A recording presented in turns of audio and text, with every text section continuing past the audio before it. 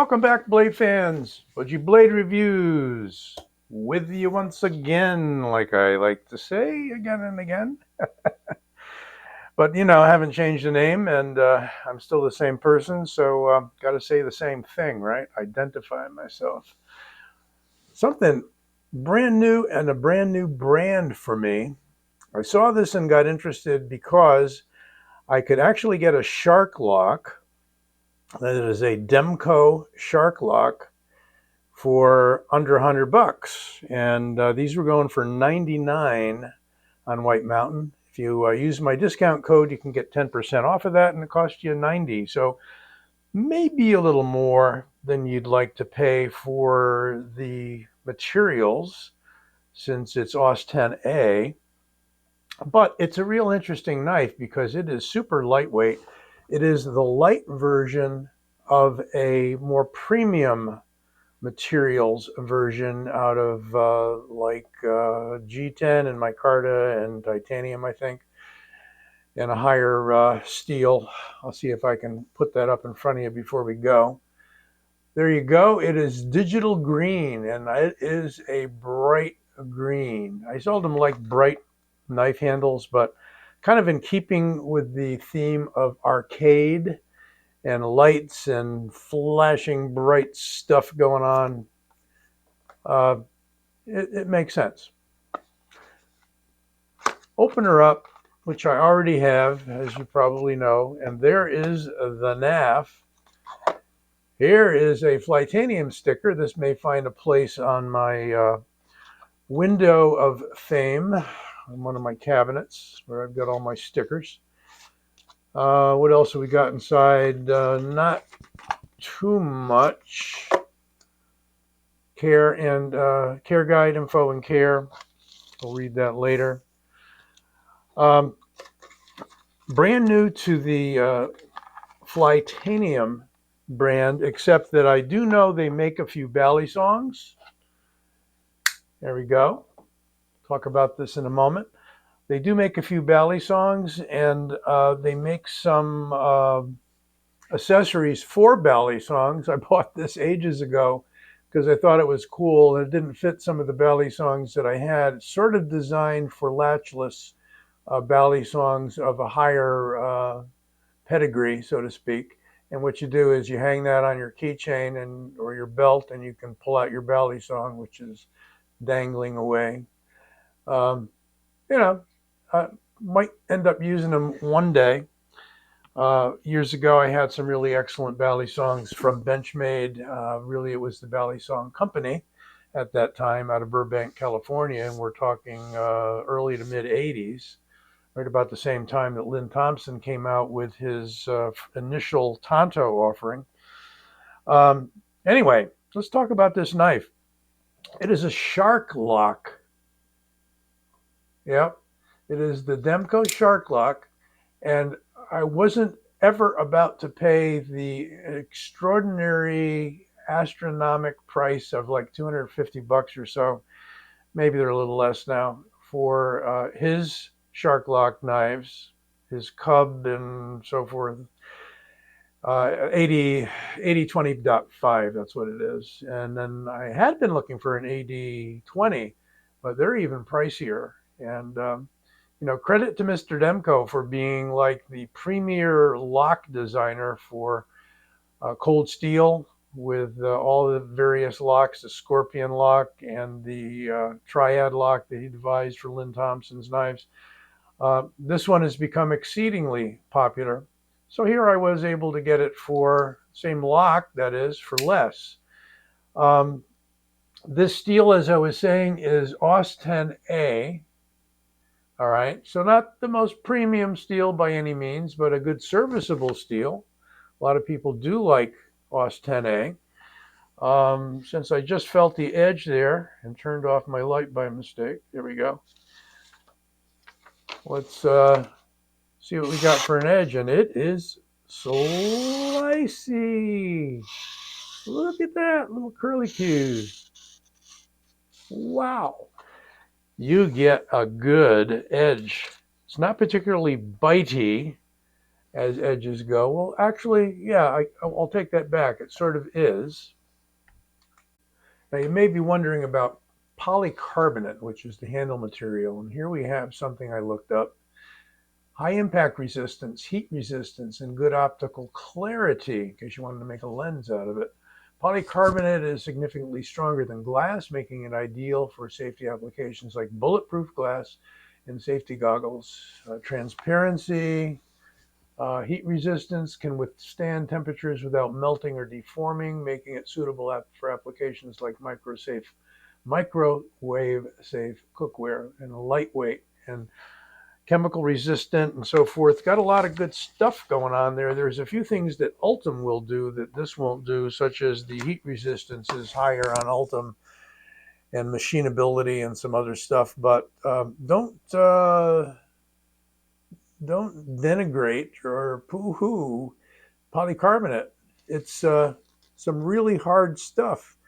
And somebody said that they felt the flex on this versus a Benchmade bug out, and the bug out actually flex just a tiny bit more. So what you can see with this, and definitely see, is that inner frame of steel, the back spacer, really part of the mechanism for the Sharklock. My magnet out here, that's definitely steel. The clip is steel, and that inner frame is steel. Action, quite nice. You can open and close this. I will try. There you go. A little wrist flick by pulling back on the Sharklock, and you can definitely close it. So a little stronger spring than I've experienced on some similar stuff. Like I said, this is my first and only Sharklock, but I have the Super Lock, which is almost identical. Some people will argue that if you're a big fan of the Sharklock, you're going to say the Super Lock isn't as good or isn't the same and so forth, and you may be right. But in my book, having seen this and having some Super Lock knives that I'll show you for compare in a little bit, they're about the same thing. And then we've got the Atlas Lock, which I'll show you in a bit as well, and we'll see how that compares. I have a carve by Cold Steel that'll bring out. We've got a kind of a bead blast, no, kind of a stone wash, tumbled finish there. That's got a little bit of a sheen or a shine on the surface. So we can roll this out very easily. It's very smooth. There's really no detent, okay? I mean, there's nothing right there that tells me that that's being held in by more than the spring pressure. And it's a significant spring pressure. I doubt, well, maybe took a lot of wrist flicking, but yeah, I was able to wrist flick it. What do you know? There is the Flytanium logo, kind of the fly with the big wings. I don't know where these are made or who the OEM is. I doubt that Flytanium makes their own. So if you know or have a suspicion as to who makes their knives, let me know. I'd be interested. Got a lanyard hole. We have a transferable deep carry clip that rides on the surface with flat-headed screws, which is great. Got a high rise there to the base of the clip, and it's fairly stiff. I'm not getting a whole lot of flex out of that steel clip, so that could be a good thing. We've got a relatively smooth handle underneath the clip, so nothing should really hang up. And in my couple of tries putting it in the pocket, it was actually pretty nice. Flicking it out with a thumb stud, you need a little bit of wrist, I have found. I guess I could use just the thumb, but notice I used a little bit of wrist. Can you middle finger flick it? That's a good question. I might end up slicing the finger, so I'm not going to try anything that's not quite safe enough for us older guys, you younger guys. So with the flexible fingers, I'm sure you can try all sorts of tricks with this, like the balisongs that are made by Flytanium. Quick on-screen measurements, meaning I'm going to show you with a ruler what we've got is, well, since I'm in centimeters here, it is 19.5 centimeters, or centimeters, as my old high school chemistry teacher used to say. And in inches, 7.5 inches. We've got thickness on the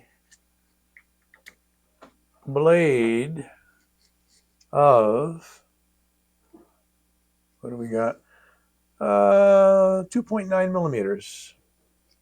Thickness on the handle, 11.8. 0.12 on the blade in inches, and 0.46, so well under a half an inch. Weight-wise, it's very light. Flyweight, Flytanium. Let's see what we got. I got ounces, so I'll do ounces. 2.9 ounces. Wow, just under 3 ounces. Yes. And if we can go all the way around to grams, we've got 83.29 grams. It is a lightweight cutter. And that edge, as I said, is really, really nice. Well, for compare, you guessed it, we've got the Civivi Snex Vision FG. Almost forgot the name. A little bit longer by how much? A little bit longer by about half an inch, I would say. And a bit heavier. I mean, definitely lightweight there. We've got the transferable deep carry clip on the Vision FG as well. This is the Snex designed Super Lock. Looks almost the same. It's set back a little further. It doesn't have the jimping, the very fine jimping that we have on the Flytanium arcade. For me, it works a little better. Not quite as long a throw. Yeah, I think that's the thing with the Sharklock here, is that's about double the throw, which is why I had some difficulty opening and closing it. The Super Lock, not so far. The Sharklock way back there, and then it's little stiff in here. I'm not sure if they're using bearings or washers. I'm going to say bearings. Definitely bearings on the Vision. It could be washers here. If you happen to know, let me know. I did not look it up for the specs. Here's an interesting compare. Here is a similar lock system that Cold Steel recently came out with. And this is the Atlas lock by none other than Mr. Demko as well. So that's a real interesting thing. But I'm going to verify that. Well, found some info on the Atlas lock. It was done by Andrew Demko's team at Cold Steel. Specifically, one of his lead designers, Dylan, is credited with producing the core design. That is very interesting. So what I know about the Atlas lock on the Carve, and there's a much larger folder as well. I think it's the, starts with an M, but I forgot the name. If you know, let me know. Can't hang on to all that info. A lot of stuff. I got other things I got to remember too. But there's your Atlas lock. And from what I understand, there's actually not only this supporting mechanism here, but there's a couple of side support mechanicals that are doing some work as well. And as the name implies, it's in a very strong lock. Maybe stronger than these two. I don't know. Do we really want to torture test lightweight EDC knives and, you know, bash them against things and back whack them and everything? What are you going to be doing with a knife? I mean, honestly, get a big fixed blade, get a nice big Bark River buoy. That's the way to go. I got a couple of those and they're beauts. So that is the Carve by Cold Steel. Let's see, just for size compare, here is the Axis lock. Griptilian, and it is bigger by close to an inch.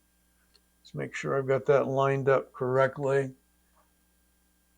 Overhead's a little different than from my eye view. And so if we were to go like that, yeah, I'm getting around a ½ inch longer on the Griptilian. Really nice everyday carry. I've had a bunch of Axis lock knives, and that's a nice one to carry, along with the Freak and a few others. So I think we did everything with this Flytanium. I can recommend it. It locks up very tight. If I didn't mention, and here I am at the end of the video, scouting out things I should have talked about earlier, but there's a close-up view for you of some very nice jimping, a long run of jimping, and I always like that. Some are going to talk about plunge grinds, and I know that's of interest to you. It looks decent to me. How much steel you would need to remove would be basically the width of that sharpening bevel in order to get down to where the sharpening choil is. I've never ground down, and I mean, if you're using a belt sander or some kind of wheel to sharpen your knives and you're removing tons of steel each time you sharpen them, these may be an issue for you. You may want to grind that up a little higher. I don't know. It really depends upon your use. Everybody's use is a bit different, and no different with this one. So I don't plan on sharpening this enough to where that's going to be an issue. It could be an issue for you. I will talk about the fact that we've got a high flat grind.